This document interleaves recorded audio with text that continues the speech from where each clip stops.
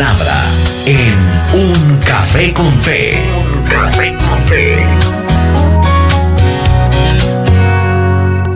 Pues es el tiempo de la palabra de nuestro Dios. A esta hora en el Café con Fe, como siempre, compartimos con nuestros oyentes una palabra especial, una palabra para que marque nuestra vida espiritual, una palabra para que nos edifique, una palabra para glorificar al nombre maravilloso de nuestro Dios. Recuerde que esta palabra queda alojada allí en nuestro portal web www.caminoestereo.com. También queda en YouTube buscando Café con Fe y la fecha del día. Lo importante es que escuches esta palabra, seas edificado y también la puedas compartir con otros. Qué bendición cuando compartimos la palabra y la palabra trasciende en los corazones y son edificados. Hemos estado hablando acerca de la mente, ¿verdad? Y hoy vamos a hablar acerca de el rol que cumple nuestra mente en ese proceso de transformación. Esa palabra transformación, estimado amigo, es clave en la vida del creyente nacido de nuevo, del creyente que quiere constantemente agradar al Señor, el creyente que quiere constantemente buscar el rostro del Señor, crecer en Dios, no quedarse quieto espiritualmente, no quedarse con una baja estatura espiritual, sino que accede al crecimiento de parte de Dios. Y quiero leer un texto que está en la carta a los Efesios, en el capítulo 4, el versículo 22 al versículo 24. El apóstol Pablo le escribía a la iglesia en Éfeso y desde el versículo 17 del capítulo 4 hasta el verso 32 está hablando acerca de la nueva vida en Cristo, que te lo quiero dejar de tarea. Lee esos versículos del verso 17 al verso 32 del capítulo 4, habla de la nueva vida en Cristo. Y el versículo 22, el 23 y el 24 dice: en cuanto a la pasada manera de vivir. Quizás ya habías leído esta palabra en algún momento. En cuanto a la pasada manera de vivir, despojaos del viejo hombre, que está viciado conforme a los deseos engañosos. Mira lo que dice el 23. Y renovaos en el espíritu de vuestra mente, y vestíos del nuevo hombre, creado según Dios en la justicia y santidad de la verdad.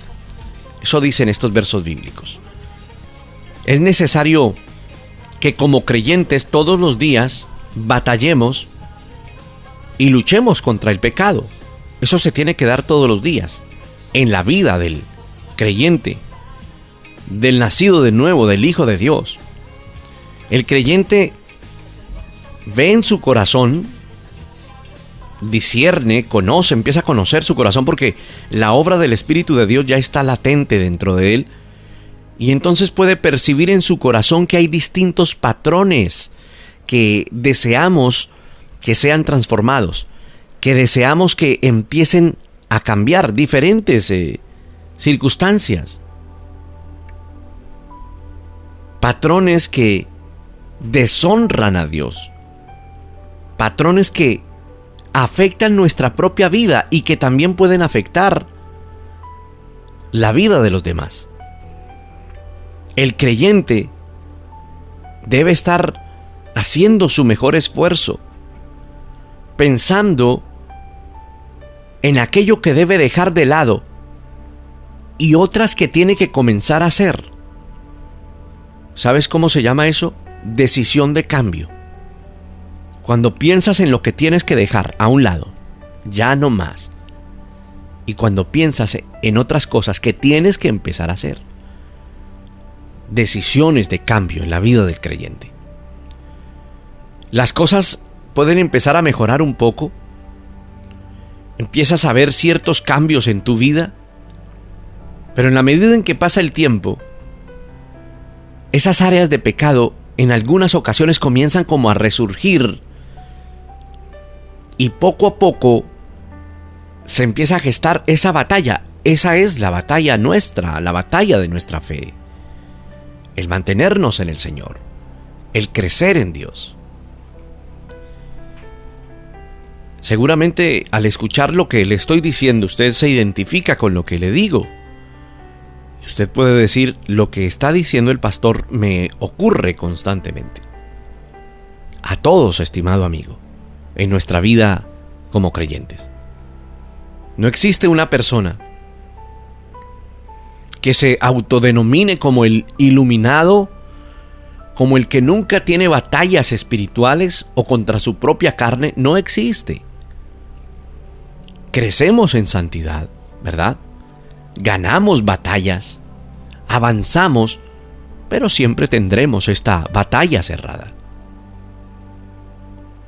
A veces hacemos, me decía alguien, pastor, hago, pero a veces no veo como esa transformación y viene como nuevamente la carne a querer enseñorearse. Es nuestra batalla diaria. Es nuestra batalla de todos los días. Es necesario anhelar ser transformados. Sí. Empezar a anhelarlo. Y para anhelarlo es necesario ser conscientes de que la transformación se tiene que dar en nosotros. De que el proceso de santificación se tiene que dar en nosotros. De que debemos ir avanzando. En esa palabra que leímos de Efesios 4, 22 al 24, el apóstol está escribiendo a la iglesia en Éfeso y el Señor nos enseña que en cuanto a esa pasada manera de vivir, es necesario despojarnos del viejo hombre que corrompe con deseos engañosos y que está en contra de que nuestra vida sea renovada. Está en contra de que nuestra mente, por ejemplo, sea renovada. De que nos vistamos del nuevo hombre.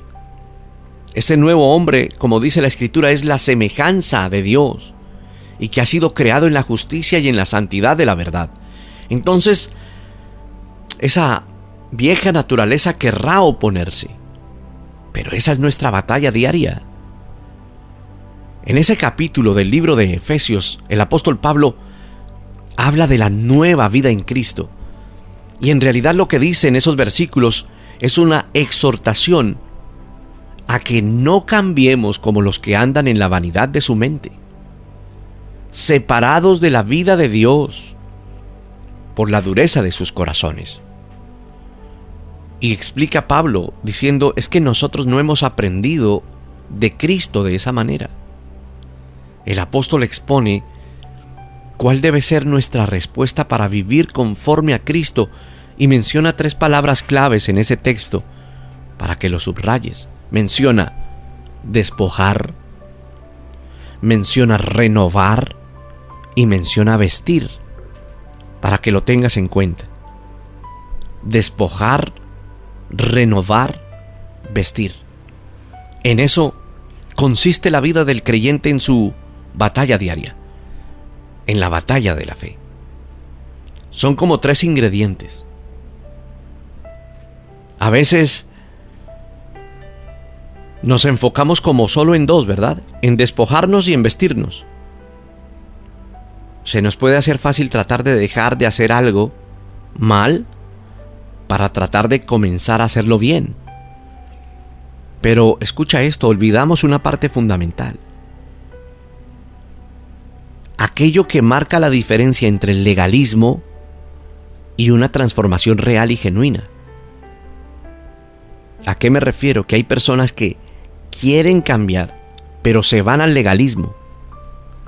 Ese legalismo, como esa palabra lo indica, es basada en leyes, en que nos imponemos esto, y aunque tenemos y debemos tener disciplina, la palabra renovación marca la diferencia entre volvernos religiosos o legalistas y tener una transformación genuina. Por eso la palabra renovación o renovar está en medio de esas tres palabras. Despojar, renovar, vestir.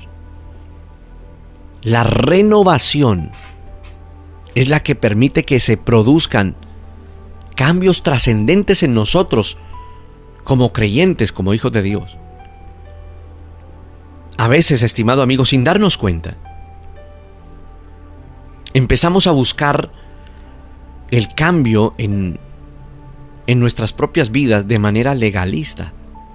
Entonces, me refiero a que nos enfocamos en lo externo y dejamos de lado la renovación.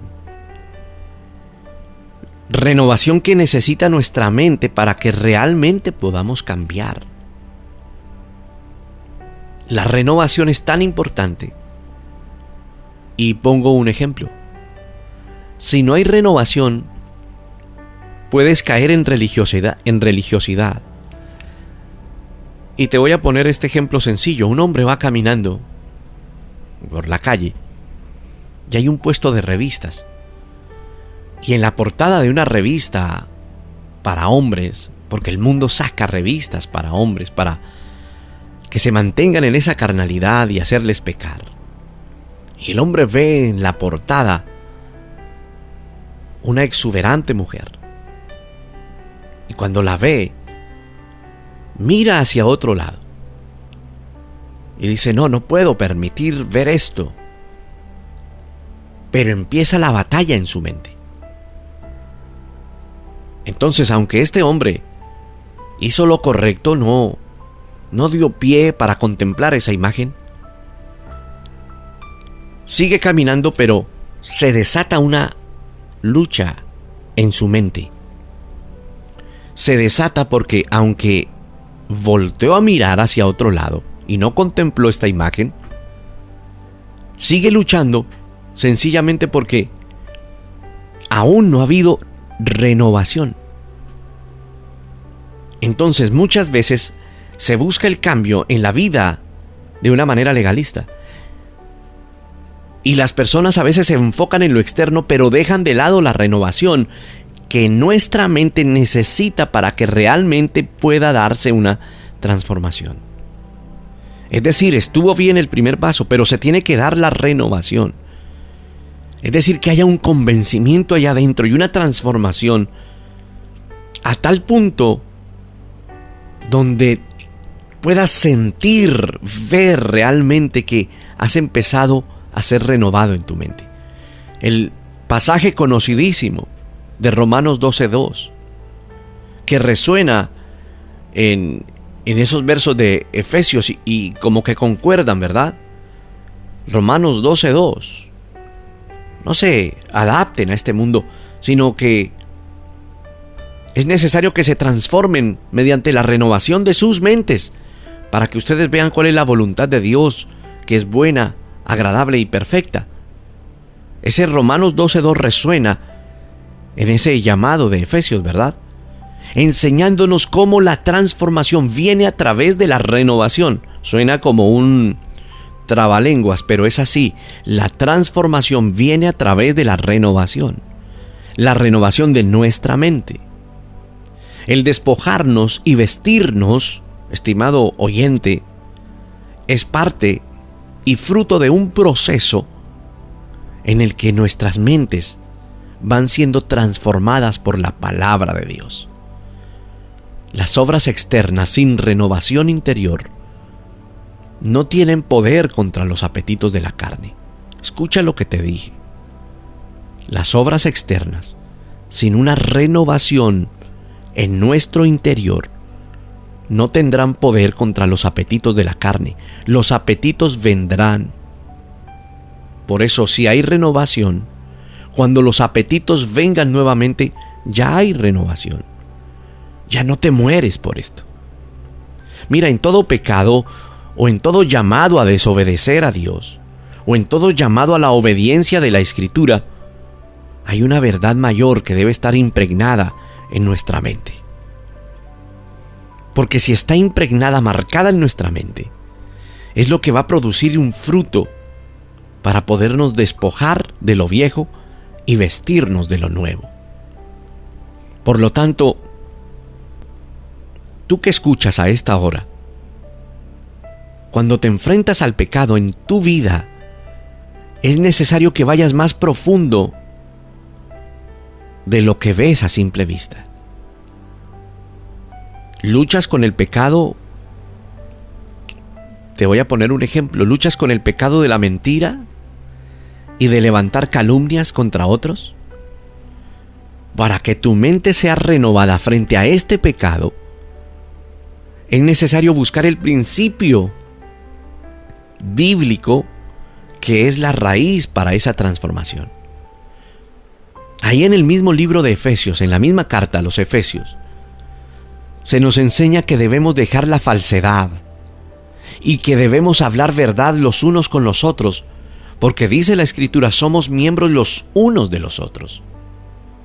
Entonces, estimado amigo, una de las verdades que nos va a llevar a despojarnos de falsedad y de vestirnos de la verdad es que entendemos que solamente un cuerpo es miembro de otro, es decir, que hacemos parte de un cuerpo. Otro ejemplo, luchas contra la falta de perdón, con la falta de misericordia hacia otras personas. Efesios 4, ahí adelante, 4:31, 32. Dice, quítense de vosotros toda amargura, enojo, ira, gritería, maledicencia y toda malicia. Y el 32 dice, antes sean benignos unos con otros, misericordiosos, perdonándoos unos a otros como Dios también os perdonó a vosotros en Cristo. Querido amigo, querida amiga, es necesario que estemos llenos para todo este proceso de renovación. Nuestra mente necesita estar llena de la palabra de Dios, porque es la fuente de la verdad que necesitamos. A medida que nos exponemos a la Escritura de manera fiel, de manera sistemática, cuando vamos llenando nuestra vida de palabra, nuestra mente es llenada de palabra, nuestra vida va siendo transformada por esa verdad de esa palabra y del poder del Espíritu Santo que mora en nosotros, en el verdadero Hijo de Dios. Porque tú diariamente encontrarás un bombardeo de muchas cosas en tu vida, en tu entorno. Cuando se estudia publicidad, por ejemplo, enseñan el impacto visual que debe tener algo que publiques, o en publicidad te enseñan que para que algo impacte en este mundo en el que estamos, en esta realidad y actualidad en la que vivimos, todo es muy visual y todo entrará por los ojos. Y esa es una norma dentro de la publicidad o dentro del marketing, que si haces las cosas de manera muy visible, las personas accederán mucho más a adquirirlo. Y la muestra es fácil. Tú vas a un supermercado o a un almacén de ropa, una boutique, como quieras llamarle, y vas a encontrar avisos muy llamativos. O cuando vas a una tienda de dispositivos móviles o de tecnología, vas a encontrar mucha luminosidad, muchos anuncios visuales llamativos para que tu mente sea afectada por estas imágenes. De esa manera, el poder de lo visual tiene tanto impacto. Entonces nosotros diariamente tenemos una batalla frente a eso. Sobre todo los hombres son más visuales que las mismas mujeres. Entonces he ahí que nuestra mente tiene que estar siendo llenada con la palabra de Dios todo el tiempo, Por eso es tan importante orar, tener un buen tiempo con el Señor, con la palabra, ojalá antes de iniciar nuestras actividades, porque es como si fueras revestido de esa palabra. Cuando tu mente está llena del amor de Cristo, cuando estás en esa plenitud de Dios, como dice la Escritura, el espíritu de tu mente se renueva, se libera del engaño del mundo. Mira la palabra que utilicé, el engaño del mundo. De esa mente renovada surgen nuevas actitudes, surgen nuevas emociones, porque tú no dejas de ser emocional, eres emocional, el ser humano es emocional. Pero ahora vendrán emociones correctas, guiadas por el Señor.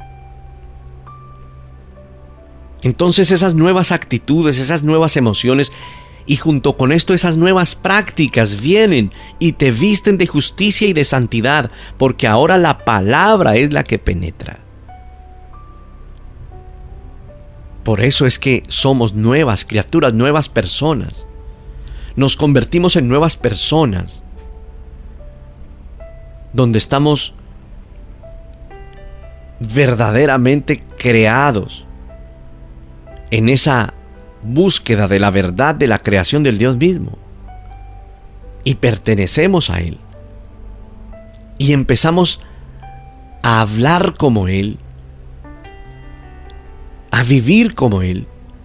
Y por ejemplo, se empiezan a gestar señales que demuestran que se ha producido un verdadero arrepentimiento en nosotros. ¿Cómo me gusta ese tema? Por ejemplo, sé que has leído el Evangelio de Lucas en el capítulo 3, cuando empieza Juan el Bautista a predicar. Cuando empieza Juan el Bautista a predicar, el capítulo 3, el versículo 7 de Lucas, dice que Juan el Bautista decía a las multitudes que salían para ser bautizadas por él: generación de víboras, ¿quién os enseñó a huir de la ira venidera? Haced frutos dignos de arrepentimiento. Y no comencéis a decir dentro de vosotros: tenemos a Abraham por padre, porque os digo que Dios puede levantar hijos a Abraham aún de estas piedras. Él exhortaba al arrepentimiento. Exhortaba a dar frutos dignos de arrepentimiento. Nosotros, como hijos de Dios, debemos caminar siempre dando esos frutos dignos de arrepentimiento. Aun cuando lleves 20 o 30 años en el Evangelio, tendrás que ir creciendo. Hay algunos que caen en el error de creer que quizás porque llevan determinado tiempo en el Evangelio ya lo conocen todo. Cuidado, no conocemos nada. Nuestra vida siempre debe ir avanzando. Por eso en ese capítulo 3 de Lucas, el Bautista, Juan el Bautista, llama a aquellos que se arrepientan y a mostrar frutos de su arrepentimiento. A mostrar su arrepentimiento con frutos. ¿Cómo se ve el fruto del arrepentimiento? Ponemos un ejemplo. Todos en algún momento hemos tratado, por ejemplo, con personas orgullosas, que se rehúsan a reconocer errores. Esa persona simplemente continúa en su pecado sin arrepentirse. Otros llegan al punto de decir: perdona si lo que hice te ofendió. Es avance. Al tener que tratar con el pecado en las iglesias, la verdad es que siempre como pastores tenemos esperanza en la posibilidad de que cuando una persona sea confrontada con la palabra, se arrepienta genuinamente. Y aún así la Escritura nos alerta a la realidad de que existen tristezas que no llevan al arrepentimiento. El arrepentimiento se tiene que dar de manera genuina, mostrando frutos. Pablo le escribía a los corintios y les decía que teniendo esas promesas, les invitaba a que se limpiaran de toda contaminación de carne y espíritu, y que la santidad en Dios, la santidad en ese temor al Señor fuera perfeccionada. Y les decía, aceptemos en nuestro corazón de que hemos venido para ser transformados. Estoy parafraseando esta porción de la Biblia. Es necesario que tú mismo entiendas las diferencias en tu propia vida. A que entiendas qué es un arrepentimiento genuino y qué es dar frutos dignos de arrepentimiento. Y qué es remorderse pero seguir en la misma situación. La tristeza que es conforme a la voluntad de Dios produce un arrepentimiento que conduce a la salvación, sin dejar pesar. Pero la tristeza del mundo produce muerte, o sea, el remordimiento. Eso lo dice la segunda carta a los Corintios, capítulo 7, verso 10. Para que analices que allí se habla de remordimiento y de arrepentimiento. La versión Reina Valera dice: porque la tristeza que es según Dios produce arrepentimiento para salvación. De que no hay que arrepentirse, pero la tristeza del mundo produce muerte. Entonces, ¿cómo podemos identificar, incluso impulsar ese arrepentimiento en nosotros? Uno podría encontrar señales de ese arrepentimiento genuino, señales útiles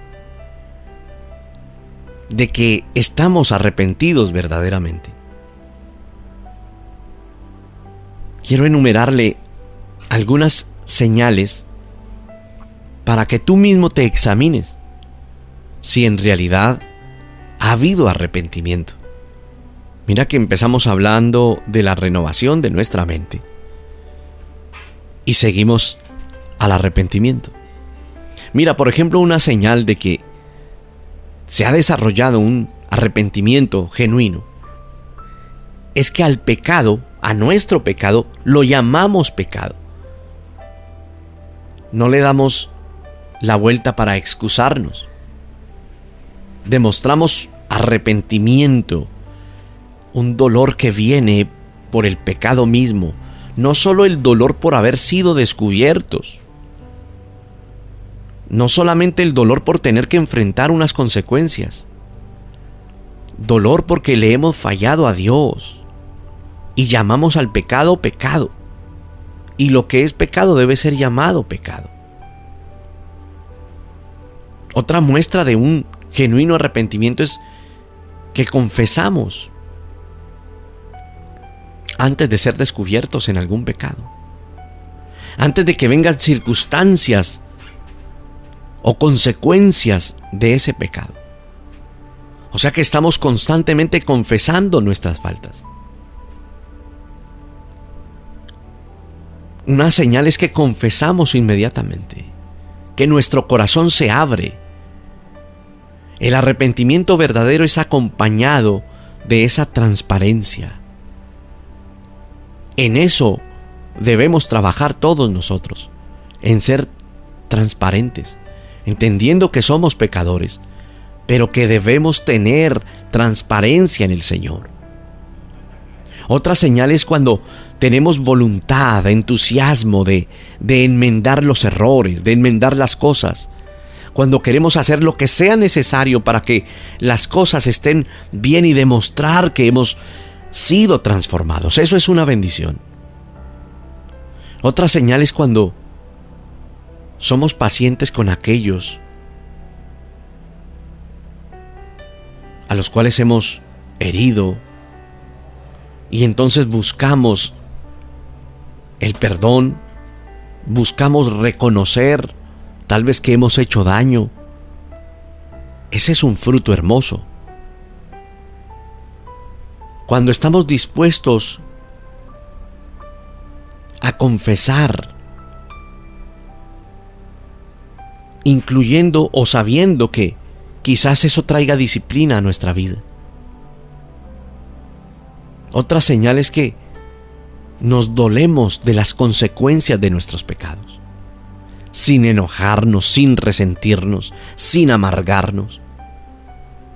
Es cuando entendemos que nuestro pecado puede causar daño a otros y que tal vez ese daño no puede ser sanado de un día para otro. Es cuando reconocemos que el pecado que hemos cometido pudo causar un patrón de comportamiento errado. Entonces nos convertimos en personas diligentes en buscar al Señor y en buscar ayuda, un buen consejo, buscar genuinamente la presencia del Señor, buscar ayuda.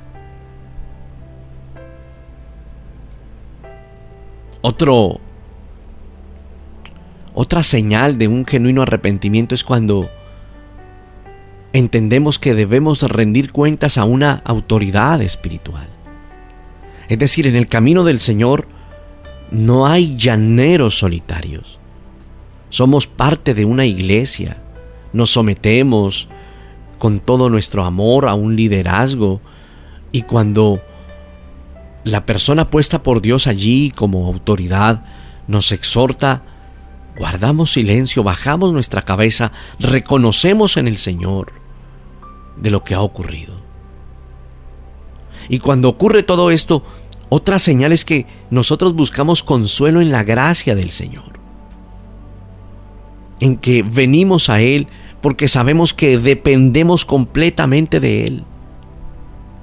Otra señal es cuando se desarrolla humildad en nosotros, cuando somos receptivos a lo que el Señor quiere enseñarnos. Como cristianos, estimado amigo, hemos sido liberados de la esclavitud del pecado, pero no hemos sido librados aún de la presencia del pecado. Mira la diferencia. Tú y yo hemos sido librados de la esclavitud, pero mientras estemos en este cuerpo, no seremos librados de la presencia del pecado. En la práctica, entonces, debemos continuar peleando la batalla de la fe contra el pecado, sí.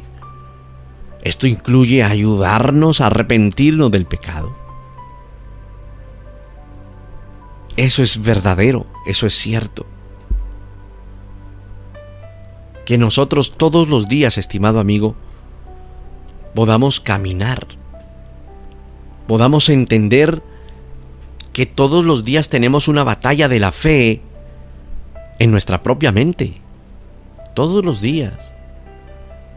Pero hoy entendemos, querido amigo, que es en el Señor y que es el Señor el que en realidad transforma nuestra vida, que es el Señor el que guía nuestro proceso de transformación. Y entonces entendemos lo que dice Efesios. Entendemos esas 3 palabras pequeñas pero claves: despojar, renovar y vestirnos. Vamos a despojarnos del viejo hombre del pecado. Vamos a renovarnos entendiendo que Él quiere transformarnos. Y entonces nos vamos a vestir con las vestiduras de santidad. No significa que no tengas luchas o batallas. Por el contrario, vendrán luchas y batallas. Significa que ahora entiendes que esas luchas y batallas vendrán, pero que será necesario despojarnos, renovarnos y vestirnos del nuevo hombre, del Señor, que nos quiere bendecir, que nos quiere ayudar. Padre, Por favor, ten misericordia de nosotros. Y ayúdanos a entender, Señor, la importancia de despojarnos, de renovarnos, de vestirnos. Señor, ayúdanos a entender que en cuanto a la pasada manera de vivir, nosotros nos despojamos del viejo hombre, porque ese viejo hombre corrompe con deseos engañosos nuestra vida. Y entendemos que debemos ser renovados en el espíritu de nuestra mente. Y entendemos que debemos vestirnos del nuevo hombre, porque ese nuevo hombre eres tú, Señor. Eres la semejanza de Dios y nosotros queremos ser semejantes a ti. Ayúdanos a arrepentirnos de manera genuina. Que no venga remordimiento o un falso arrepentimiento. Tú que conoces nuestra vida, Señor, y que a través del Espíritu Santo haces una obra en nosotros, te pedimos que esa obra se dé en el nombre poderoso de Jesucristo. Te damos gracias en Cristo Jesús. Amén.